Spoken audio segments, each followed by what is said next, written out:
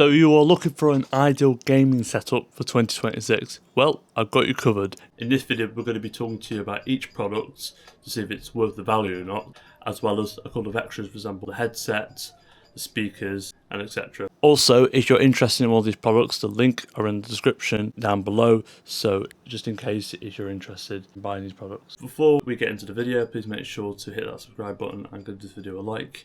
Without further ado, let's get into it. So I've got a list of all the products on my phone. Number one is the CyberPower PC, which costs £750. If you're going to buy that brand new, that'll cost you £1,000. But sadly, they don't make this PC anymore, so you have to buy it from Facebook Marketplace, Gumtree or Shop. But it is worth the value for the money. It's never let us down. It has about a 36-month warranty on it, so it's got a long warranty on it. And yeah, it's never let us down, so it's worth buying. Number two is the main monitor, an AOC monitor, 32 inches, that costs £200. If you want a screen that you're going to game on, or mostly game, then this is the screen for you. Because majority of PC gamers tend to have screens that are 32 inches or a bit more. It's good to have a big screen when you're playing games. Number three is the second monitor on the right, which is an angle, and that costs £50, which is an MSI monitor, which is 27 inches.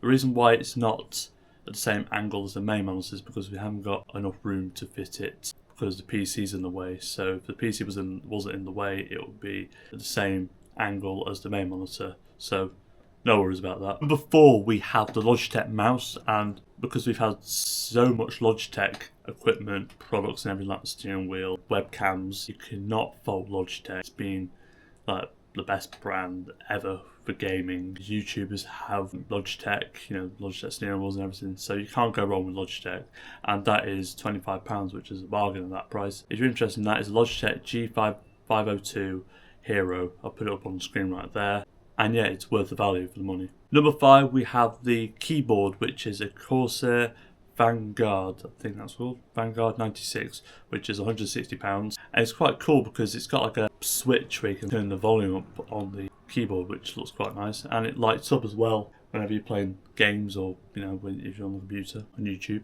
Yeah, so it's worth getting that if you want a game, and that is £160, so worth the value for the money. Number six is the IKEA mittzon desk, I think that's how you pronounce it. That costs £280. Obviously, when you want a gaming PC, you've got to have quite a sturdy desk, which this one is. So because obviously you're carrying, the PC, which is quite heavy, the monitors and all the other equipment. So yeah, you need a good sturdy desk. So I think this is worth getting from IKEA.